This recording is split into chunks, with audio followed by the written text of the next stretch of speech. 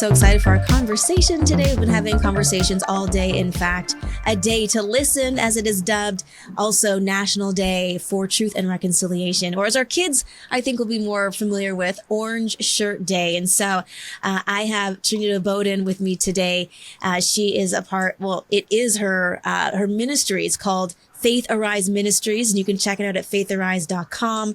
She also does speaking, and she's an author, and she's a coach, an artist, and that's through Healing for You. That's the number 4. You can check that out at healingforyou.org. Trinita, welcome, and thank you for taking time on this very special day to connect with us. Thank you so much, Holly. It's such an honor to be back with you guys again. Thank you so much. Yes, and there's so much to talk about because you and I had a conversation, I think it was 2 years ago now. Yes. And I kind of feel like as a country, we're still in the same place. Yes. This National Day for Truth and Reconciliation. So Yes. I just want to know, first and foremost, what does this day mean to you? Mm-hmm.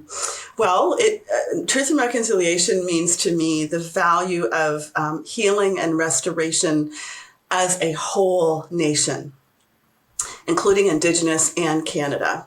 And a lot of times we look at past scenarios and we go, oh, well, that happened then. And so this is what's happening now. But we've got to find ways to, really rebuild trust, to rebuild the emotional restoration component, to help bring healing to those painful moments. A lot of people deal with pain differently. A lot of times they say, hey, just sweep things under the carpet and just let it go, get over it, suck it up, buttercup. But the truth is there's a lot of rooted pain that people still deal with. And one of the things that means a lot to me personally as a Indigenous person is building that trust. And I know that's really important for our families. And moving forward, building trust, but having a think forward mindset. A think forward mindset for the sake of our children. We still need to learn about the beauty of what our Indigenous people offer and the gifts that they offer and who they are, who we are as a people. But also there is a time to move forward for the sake of our children in regards to teaching about the forgiveness component. And I really believe this reconciliation is a good component of that. And, the other thing that really means a lot as far as building that trust is not just stereotyping our people. This is a big one. And a lot of our people have been stereotyped. If you talk to people, oh yeah, I hear about your people. All they do is live in the community and they're drunk all the time. No.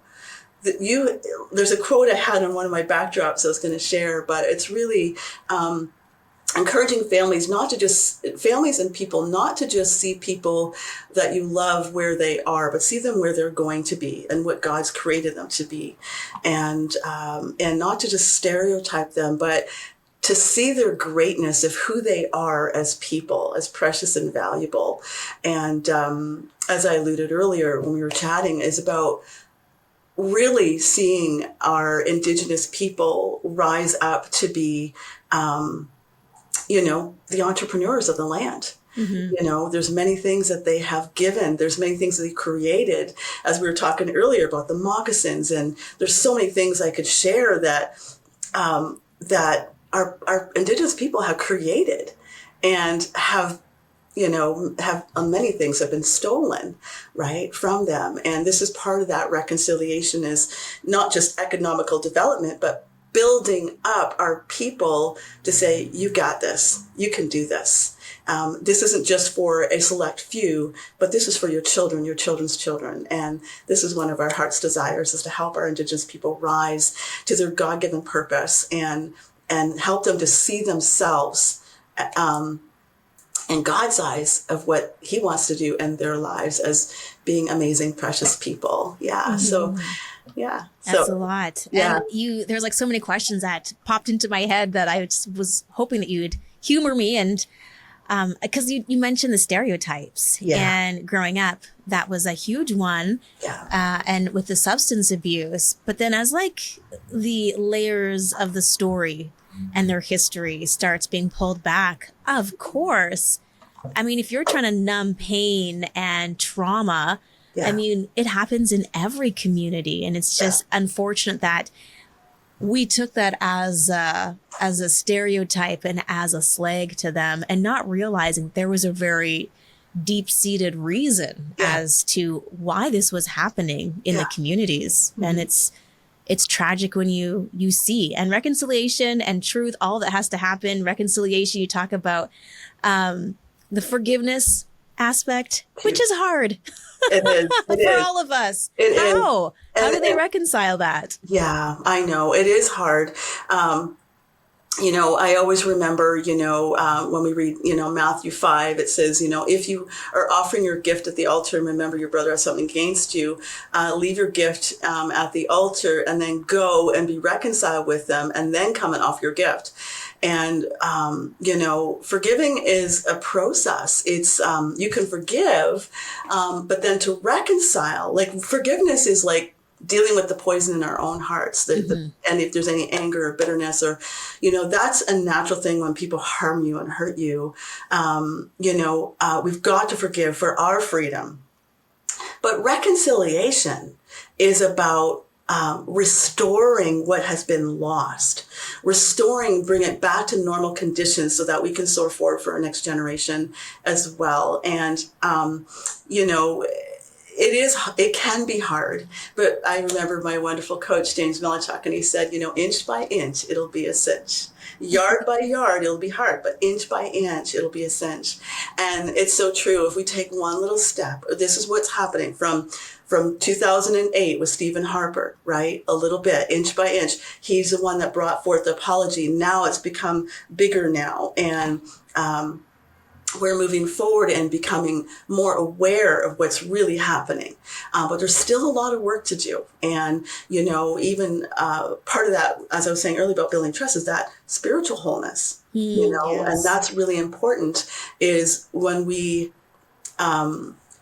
understand that, a lot of people just kind of look at it as the Catholic Church as a whole, but it's a bigger picture than that. Yeah, it's I didn't even realize till later when I was in foster care in the 60s group era, they were taking people out from 1950 to 1980s. So I was 11 years old and put in different foster homes. They divided our family. People just look at this stereotype as they were all part of the residential school. There were thousands, and still to this day, thousands of Indigenous people who are in foster care systems. Today, they say that there's about 90%. I could be wrong on those stats, but it's pretty sad.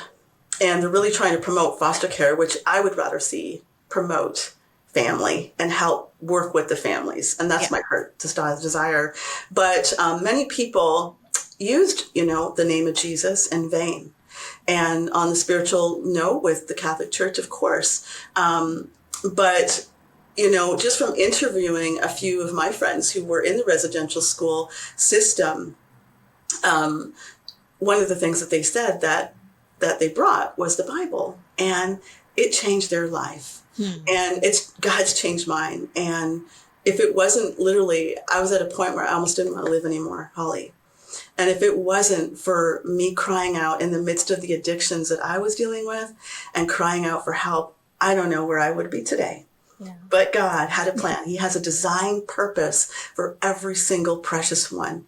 And this is what I just want to encourage a lot of our Indigenous people out there is that, when our people went through what they did, even when I went through what I did, handcuffed at 11 years old by a police officer,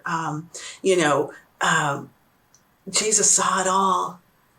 And he said, and if you study in Jeremiah 30, he talks about how he's going to restore the tent of Jacob and that the children will be like the days of old. But then later in that passage in Jeremiah 30, he says that I will deal with those who oppress them. Mm-hmm. And so God will deal with those ones. So part of that forgiveness thing is we forgive for us. We have to let go. And those who still want to contaminate, let them go. And us move forward into the purpose. So you get an obstacle coming against you. It's like, okay, next. Like Bob Thornton, he would say, the guy who wrote the praise and worship book, phenomenal man. And he said, whenever opposition comes, just give me another soul, give me another family, show me who else I can add value and encourage and build up. And that's the mindset we need to have as far as rebuilding that trust. It's going to take a lot of discipline, but our people, are still, they're still hurting. Mm-hmm. And it's going to take a lot of grace, a lot of love, and but a lot of discipline to say, hey, you know what, we're bringing forth a change. Because what I have found and what I've been observing, and it's natural to see this, but when you have been taken out of your home, put in a foster care system with families that don't even know you, really don't love you, or taken from your home, like in the residential school for months and years. Yeah. It is really like no one can even fathom how that feels, right? And so I know a lot of people say, oh, just get over it. You can't just wipe it away like that. It's a process for some, right? Yeah. Some are on, like everybody's on a different page. But what I have learned for me in watching my own life, Holly, is, being taken out of the home at 15. Always had an entrepreneur mindset, but didn't know how to get there. Yeah. Struggle with addictions, wanting to be accepted, be around people. Mm-hmm. And so being a part of that crowd.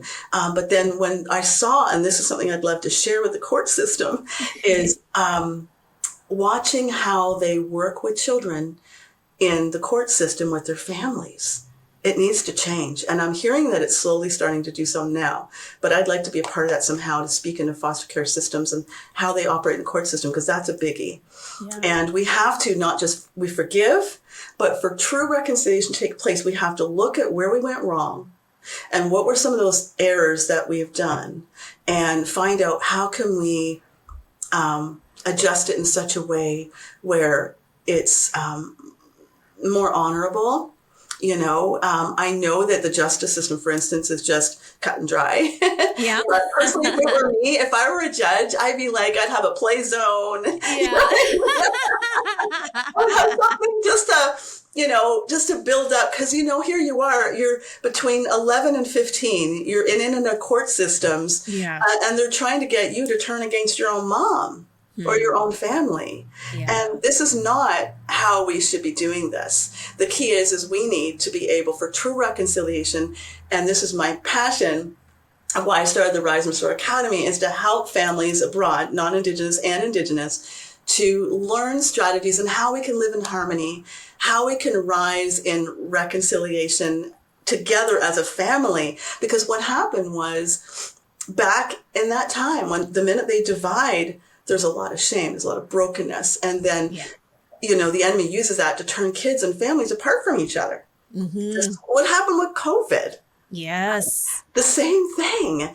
And so we need to now restore that and bring restoration back into the homes, to teach them how beautiful. And I was trying to share this with my friend the other day, and I was so excited. She said, we're having our community feast, and I'm putting up my teepee. I'm like, I want to be there. And so, but they're putting up their teepee and they're having food and connecting and bonding. Amazing. And that's what it's about. That's the ways of our people, right? Yeah. So it's really sweet. Yeah. You talk about the court system and about how we have a lot of miles still to go, but baby steps are happening. Inch by inch, yeah. And as Canadians, it can be really overwhelming. It's like, what say do I have when it comes to the court system, or how can I more meaningfully help move the dial forward? Because wearing an orange shirt is like, we acknowledge it, but now what? Yeah. So what can we do as Canadians to observe that? Yeah. What we could do, obviously, for the whole National Truth and Reconciliation Day, of course, is like we would, honor our veterans. We honor the veterans who fought in the war. These kids fought for their lives, and we need to acknowledge that. These families fought for their lives. They were like stripped. And it's heartbreaking. But what we can do now, and that was, 2 years ago when we had our first reconciliation experience of opportunity, I did my first concert, and I did a concert of healing. I had literally 2 weeks to put it together in Centennial Park, and I called the city, and they actually paid for it. Lon McClay donated the sound system, and I just went with my phone, my songs, and I said, let's do a concert of healing, and let's educate not only Indigenous people, but other Canadians who are trying to understand what's going on. Like, what do we do? How do we understand this? A lot of this history has been put aside. Most people, especially immigrants, come to Canada, and they only learn just enough to get them to Canada. Yeah. And then if you say, hey, do you know anything about Indigenous people? They're like, who are they? Yeah. So I say, do you know anything about Aboriginal people? It's the same thing. And they go, who's that? Yeah. Well, let me help you. If you take away the AB, you've got the original people of the land. And they're the original people of this land who are the welcomers who invited many people into this nation. Right. So it's really bringing education still, and doing it in such a way where we can have grace for those that may be unaware, because, we are collaborating with Canada, and that's what we're supposed to do. We're supposed to be the hosts of the nation, right, to honor our God and honor Creator God. And so it's really important. And so to have met, like, for me, is like celebrating Remembrance Day, how we take a moment of silence and we honor the generals. We need to do that. We need to honor the generals. And I saw many times where they had like the elders doing the blanket ceremony and honoring the elders, and going over the bridge, which represents, relationship building. And I just thought that was so special. I was like, oh, I wanted to be there, but it's okay. Another time. But having a time of silence for the children and for the families, praying of course, for our Indigenous families and children, but more so supporting community and individuals at their workplace. Wearing an orange shirt, of course, is always a treasure to say, hey, we acknowledge you, like we do the poppy, right? But really supporting the reconciliation mission. And I'd say, just from my own personal experience, I still see the racist types of behaviors. Yeah. People don't say anything. And this is where it's so important that we need to be really intentional and consistent to see that this is a time in history that took place. But in order for us to heal and become history makers, it's going to take a lot of courage and a lot of discipline in every angle. So not only in government with Indigenous, but workplace and Indigenous, church and Indigenous. We need to come to find out, okay, like, truthfully, we're all one, right? We're all human. We all got blood, right? But we also have to come to a place where we don't just exclude that it does not matter. Right. Because it does matter. Every family matters.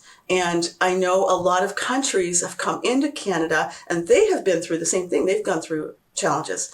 But they also have to understand that as they are now on the land of Canada, that that needs to be acknowledged, and the people need to be acknowledged for who they are. I'm not talking just the cultural, traditional stuff like smudging and all that. I'm talking about the ways of the people. The people are very giving, very gentle, very kind, and they're not perfect. They fall just as much as anyone does, okay?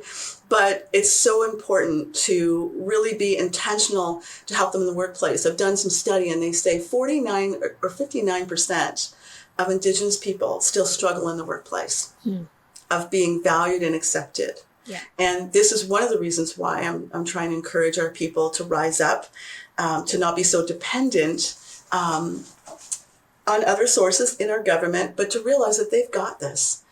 How did my friend say it? Oh man, it was so good. She was just saying that a lot of people look at our Indigenous people, especially our leaders, as though they are amateur. Oh, okay.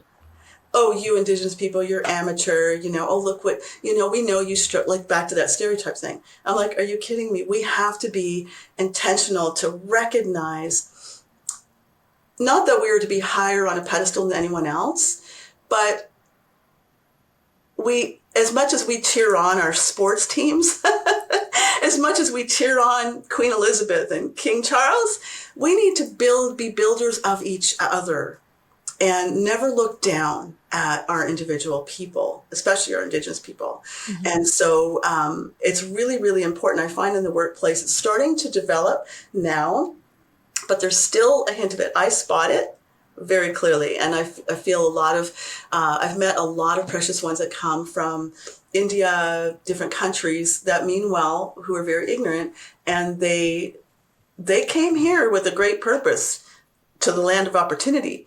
But it's important for them and others that come to Canada to recognize that we've got to start building our own.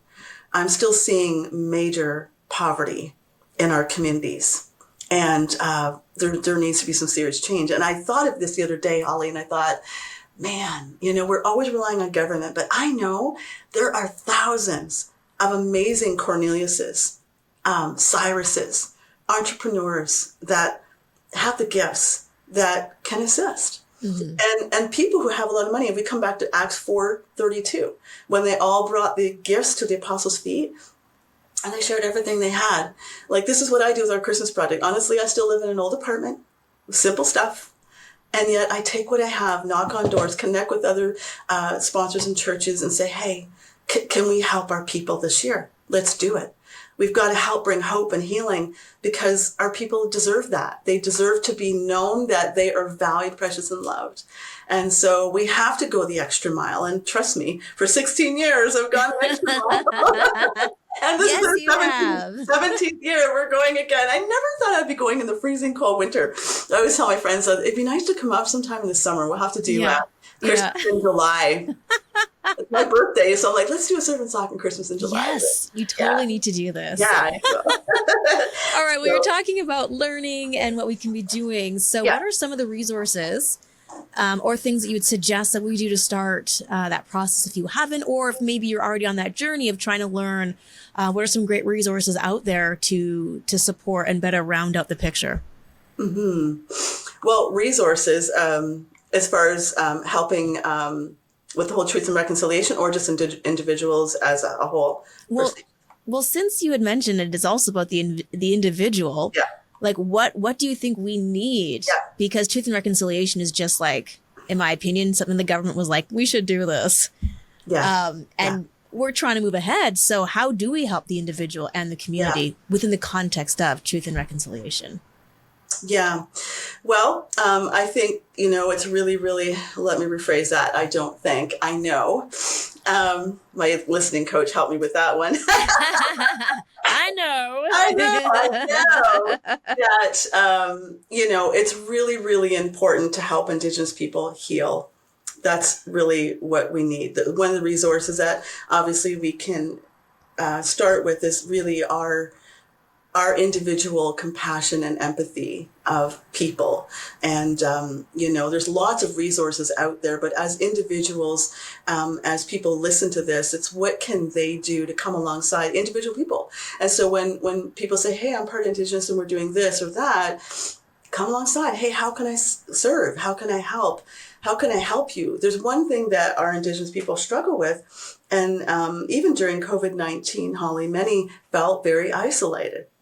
I know I have felt like that at times when you're reaching out for resource and support and you ask certain people, hey, how can I get funding? How can I do this? I want to learn how to do this. Can you help me do that? And they're like, oh, yeah, sure. And then they dangle the carrot and then they disappear. Mm-hmm. And this is what we cannot do. Because that's what they did. It's like, here you go. And then they take it away from you. That is not showing intentional support. And we need to be intentional, consistent. So I would say even as a church, the church is doing their best to help people in community. But I really do believe that there's a lot of wonderful opportunities of why God put this on my heart to do the restoration tour, for instance, that there is a real opportunity for the church to be involved on a greater scale, not just to check off their mission list, but to really be involved with people who are helping their people. right? So that's community and individuals. And I would say, helping them with that financial gain, taking action, coming alongside and saying, hey, one thing I really have been blessed with in our ministry that really touched my heart, Hollie, and our wonderful Jerry Savelle passed away. But one thing I'll never forget as long as I live. And I remember when we were doing our Christmas project, we had a church that had they were doing 50 stockings, and we were picking up, and all of a sudden I heard about Jerry Savelle, but I didn't really know much about him. And I heard them calling me, and they said, he's calling you, come. I went, what? He's calling me. And they called me to the front, and I'll never forget. I'm going to hold back the tears. He looked me in the eye, didn't know me, but it was God. And he said, God wants you to know that he believes in what you're doing, but we believe in what you're doing. And he said, I want you to give my card to my secretary. And then he said, in 3 days, we're going to sow a seed into your ministry. My heart leaped. I was like, what? And then he said, no, carry on. And I went ahead and I went and packed up our truck, and I was still in awe because that's never happened to me before. And so sure enough, literally in 3 days, he sowed a seed of $2,500, just bam, like that. And there was no having to earn for it. There was no having to, beg for it, right? Mm-hmm. Our people have always felt that they have to write proposals, get funding from the government, beg. Charles McVitie once said to me, he said, Trinita, do you realize that some of your people are like almost in a communist nation? True fact. And I went, I never thought of it that way. But they're so dependent on government. And I value government. I'm grateful for government. We need the government. But how we can help is stop relying on government to be the ones to do all the work, as much as they should be doing their part, right? A huge part. But we also have a responsibility. And we have an opportunity to be the resource, right, to help individuals. So when someone is doing something to help their people, or if we can start with prayer lines, there's lots of things that we can do. We can also find ways to be a voice. For instance, people who are in law, people who, like when we think about Alex, for instance, who is part of the not Truth and Reconciliation, the Euthanasia Coalition. Mm. Okay, you get people like him and others who are very aware of what's going on in the healthcare system.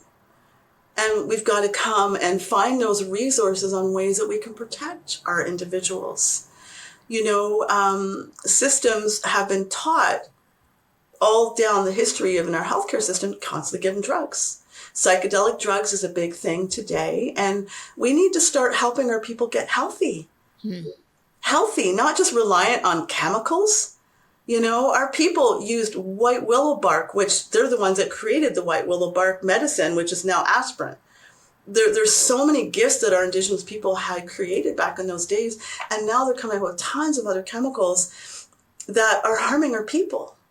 And so we need to help be a voice and really maybe connect with drug addiction associations and not just accept it as, oh, okay, well, you got this program going on. Oh, you got this drug. And it's not all about the drugs. They've made marijuana legal. Fine. But there comes a time when we see that when we're taking a look at what's happening in the North, and we see that this epidemic, sorry, I'm holding back the tears, but when I see our Indigenous youth and leaders, great leaders, dying over opioids and all these other things, we have to be a voice. That's the resource that we need. We need to be the resource, to be the voice, to start speaking out, even to pharmaceutical companies, saying, look, doctors, look. You know what moved me, Hollie? When I first started to teach on suicide prevention, I was lying in bed and I set my alarm. I thought I set my alarm to the buzzer, but the radio came on and I heard, well, in Nova Scotia, 400 people have been ODing on Tylenol. And doctors were prescribing Tylenol to tons of Indigenous people. And I thought, oh my gosh. And I said, Lord, if I could just go and speak to them, to show them that they can live, that they don't have to do this. Just use me. Well, the door opened. through a friend who was in a liaison, brought me there to the Micmac territory, which is where I'm from. And I taught on suicide prevention to these precious ones years later. And so we have to, as a resource, learn from other resources, not just accept it for what it is. Oh, COVID-19, okay, understand, we've got protocol, but now we've got our drug epidemic that's really running rancid. When I start seeing psychotherapists now becoming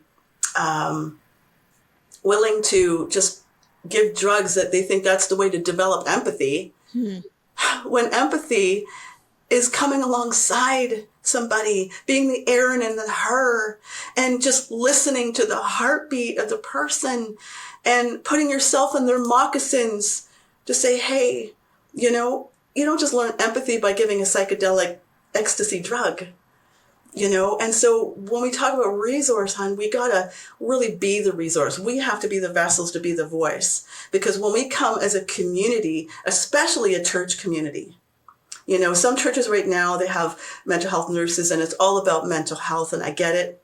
But we can be preventative of mental health if we start being a voice in some of these areas. Because some of the things that I'm seeing, like for me, when I got set free from addictions, it was a Jesus factor all the way. And I know some drugs can be helpful, but there's a lot that is really harmful right now. And it's really hurting our families, causing children to get liver transplants because their family's been dealing with drugs. And now their children are now in foster homes because they can't take care of their kids. It's time for some change. And that's where the ones who are living as strong leaders, you know, one of the resources, again, is leadership development, you know, and that's why I'm part of the John Maxwell team and learning with other leaders and finding ways that we can build up the leaders. That's one of my heartbeats, is to help the leaders stand strong. Because when you have strong leaders, you got strong community, right? And sorry for the noise in the background. We have Mario over there. I don't know if you can. Wow. And so when you have strong leaders that want to grow and help their people, you've got a strong nation. And you know, it's really, really key. So it's not just relying on the government system alone, but it's us being, I was always reminded of that wonderful show, Little House on the Prairie. It's one of my favorite shows. And I'm like, you know, we are the people. Let's come together and let's help each other. And that's what it's all about, you know? So I want to encourage people. There's tons of resources out there that they can learn and find ways to get involved. I know for me personally, I'm doing what I can, you know, writing books and knocking on some doors to get out there, to be a voice, to speak. And as well as, and that's the other thing, open doors. They're starting to get out there in the Speakers Bureau. They're starting to get vocal, the voice of many of our Indigenous people, but more. I want to see more rise up. You know, I want to see more of our Indigenous people be the voice, learn how to speak, get out there and share their story of healing and transformation, you know, to the people out there. So, but I know for us, if I can help anybody, Hollie, with the resources we have, you know, I'm here, you know, helping families, you know, with the Rise and Restore Academy. We did a coaching program. And then, of course, my book that I wrote, Healing from Pain to Purpose, is part of my story. But I also teach strategies, specific. It's not just buying the book.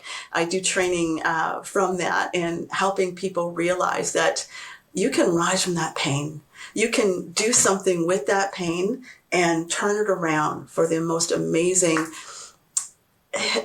time of history in this time, in this hour, for the sake of our kids. You know, we really do need to, like I was just thinking about this the other day with our Rise Restore Academy, and I said, if my mom and my brother could be a part of this, and hopefully we're going to connect on this, but if my mom, she's gone home to be the Lord now, but if she could have learned the stuff that I'm teaching today, on the value of living in harmony, the value of living in your divine God-given purpose, and ways to restore in your confidence. If she could learn that as a parent growing up, oh my gosh, she'd be a strong mama. You know Yes. what I mean? And so I want to be able to take some of the resources that I've been downloaded and help our people, along with, of course, our ministry and the stuff that we do there. So Yeah. yeah. Arise. FaithAriseMinistry.com. Yes, Don't where forget we're, the IES yes, Ministries. yes. Well, that's the ministry we're doing with our Christmas service, Sock Christmas project. We do need support, as a matter of fact, and we would love some leaders. And we want to build a dream team. We really do need some support, Okay. and that's the key. You know, when I remember for years I've watched. When I went to the communities and I've talked about what are your needs, what are things that you could do, and I've watched some great men that really meant well, but they would go and they bring their team and they go do renovations, but then they complain about what they're not doing and all the problems and all this is not, they got to do this and they got to do that. And I get it. I know it's hard. Yeah. I really do know that they're going there with a topical project. Yeah. To accomplish a goal. But on a relational component, we've got to come alongside like Aaron and her and build them up. Just like Smith Wigglesworth. Smith Wigglesworth, for instance, you know, he ministered to so many people who were ripe and ready. But I don't know if you knew that story, but Smith Wigglesworth ministered to so many people. But he said there was one man who was just really a bad man. There was no change in this man from what he saw. And he was actually going to do something very hurtful to his wife. And the anointing and the power of God was on Smith. Somehow that man fell on his knees, and Smith said, "It's time to change. It's time for healing." And that man laid it all down and cried out for change. And the most amazing thing is Smith didn't just leave him there. Okay, yep, you just gotta get right and move on now. Yep. No, instead what Smith Wigglesworth did is he came alongside of him. He took him out, bought him a suit, mentored him, and that man became one of the greatest preachers.